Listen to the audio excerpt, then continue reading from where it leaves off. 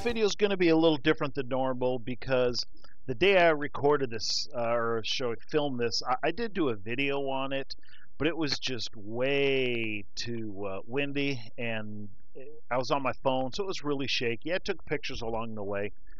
So what I'm going to be doing is talking about the pictures as I go along here, and I hope this is okay for some people. So I hope you enjoy it. So let's start. First picture here you're seeing is the attachment on my tractor called the Middle Buster and Subsoiler. You get a compound. This is the Middle Buster. The Subsoiler, you take this little plate off that you see down at the bottom there, that little wedge, and you put just 4-inch wide, and it's about a foot long deep. And you can trench little stuff. You can cut holes. You can real roughly aerate different lands and everything. But what I use it for is I trench stuff here. Since the freeze is so low here, it generally works for us here. So that's basically all I did. Is I used this attachment to trench a hole, and it ended up being about 10, 11, 12 inches deep, and you'll see that as we come here. What I'm using for water on this is irrigation tape. You can see here the irrigation tape is deflated. There's absolutely no water on this. Now, I'll show you later, you can only put 10 pounds of pressure on this. That's it, no more. So you really have to get a pressure regulator. Nice thing about this is every foot there's a built-in drip emitter. So you can get a lot going on one of those tendons. You can see here when it's fully inflated that it looks just like a black PVC irrigation tube, and it drips every foot, but then it's just the ease of installation, and the cost is really low. It's almost disposable per year. Although I expect to get a few years out of this the way I'm planting it, it's really inexpensive. I got 1,000 feet on it comes on a roll, and I got it for like 60 bucks for 1,000 feet. So it's really inexpensive, easy to use. If you haven't used it, it's very good. I'm hoping to get 2 years out of each the way I'm setting it up. A lot of farmers just use it year by year because they can keep it above ground, but I'm kind of setting it. You'll see how I'm doing a little bit, how it's just barely below ground. So it should protect it a little bit, but I do expect to replace it about every 2 years. So if you need it, just check it out. Okay, this next picture you can see, I had 2 passes with that subsoiler, the Middle Buster, one in each directions, and you can see, and then I took the bucket perpendicular to the hole and just scraped the dirt away so it didn't keep falling in. And you can see there, and there's another picture of it.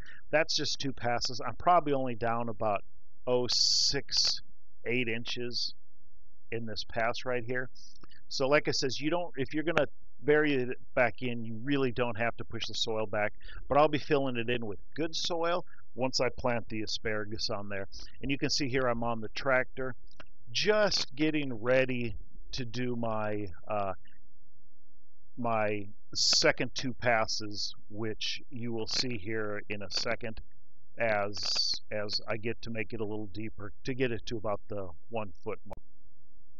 Here it is after 2 more passes. So this is 4 total passes I did on the tractor, 2 in each directions. And right here, it's kind of hard to tell. I measured it with a board going across, going down, and I was 11 inches down.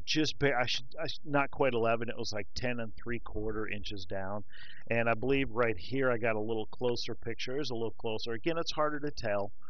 But again, you can do all this by hand. You do not need a tractor. Just dig a little trench. But if you have a tractor, you might as well use it. So, and the next picture I'm going to show you is how I'm doing my water. I am hooking it directly up to a spigot. And some people say, oh, why are you doing that? I wanted easy access to take it on and off at the end of each season. And right there you can see the white is the PVC, and it's buried all the way up to the hose going into the ground. And some people be going, oh, you shouldn't do that. But for me, I did that for ease of use. I can take it off when I don't need it because I don't have to water all the time. Because the way I'm going to do this, the water, I'm hoping after the first couple years, I don't have to water the asparagus very much. And in this picture here, you can see how I attach the hose to the PVC. They have a little adapter that goes to a 1/2 inch to a hose adapter. Just put some Teflon tape, put the hose in, PVC glued it to the 1/2 inch pipe, and that was it. And right here, this next picture, you can see a little different angle. That little piece I did on how it is attached to the PVC. And again, the PVC and this hose is buried at this time. I didn't think you guys needed a picture of it buried, but yeah, so it's buried. And this is trenched down about 6-8 inches, just enough to keep me from freezing if there's ever freezes. Here's where I have it teed off, because I might do multiple down the range, so I teed it off. The end that's coming straight down, that is just capped after about 2 feet. And I got a little box to protect it so I don't drive over it like I always do with this stuff. And then I got the bucket on top just there, and you can see here where I can turn the valve on and off.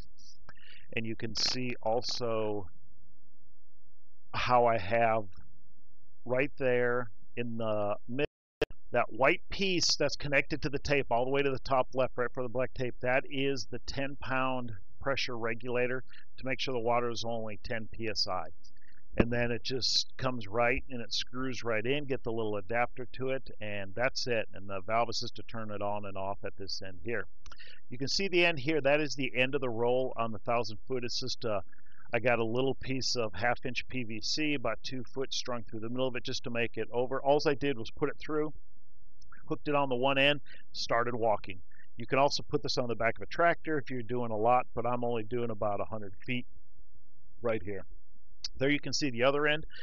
I did 100 asparagus plants, and I put about 115 feet of this down just in case, but the drip emitter every foot, so when I planted them, I turned the water on and I planted on each wet spot, so just to make it easy for spacing. And right here you can see this is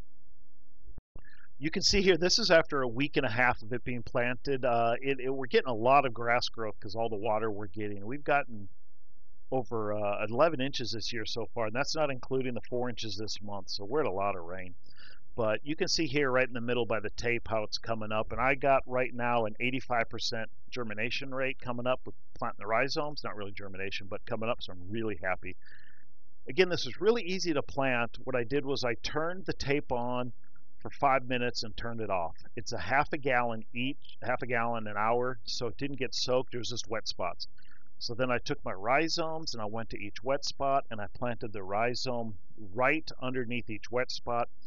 Put about 1.5 inches of soil on top of it, packed it down a little bit with my hand, not too hard, and then turned it on for about 2 hours every day for the first week. And then it's been raining, so I haven't had to since. And you can see here, if you look closely, you can see the tall little scraggly things. I'll go back this week on each side and mow real close to the hole, but you can see how the asparagus is going. Again, this is just real easy the way I do this. This is the first 100 I'm planting.